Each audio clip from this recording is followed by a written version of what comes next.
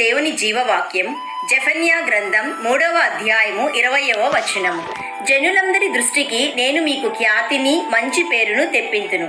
Zephaniah chapter 3 verse 20. I will make you renowned and prized among all the peoples of the earth. ఇక్కడ ఇశ్రాయేలు ప్రజలు దారి తప్పిపోయి దేవునికి వ్యతిరేకమైన మార్గంలో నడుస్తున్నారు.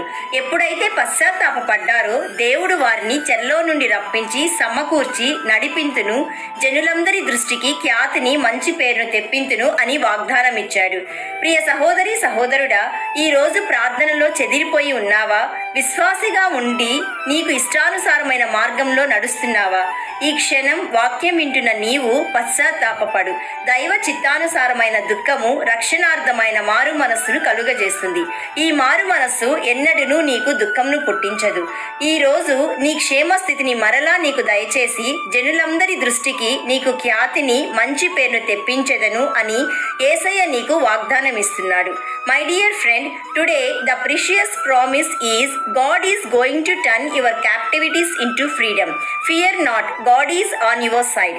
కాబట్టి ప్రియ సహోదరి సహోదరుడా, దేవుని చిత్తానుసారమైన జీవితం నీవు జీవించినట్లయితే మునుపటి స్థితి కంటే అధికమైన స్థితి నీకు దయచేస్తాను అని వాగ్దానం ఇస్తున్నాడు.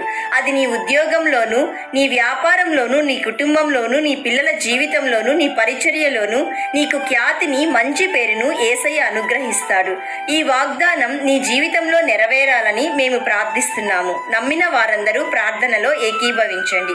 యేసయ్య, ఈ రోజు మాకు ఇచ్చిన జీవవాక్యమును బట్టి నిన్ను స్తుతిస్తున్నాము. తండ్రి, మా జీవితంలో మాకున్న స్థితి, మాకున్న పేరు, ఘనత, మాకున్న ఆరోగ్యము, మాకున్న ఉద్యోగము, వ్యాపారము, కుటుంబము సమస్తము నీవు అనుగ్రహించబడినవి.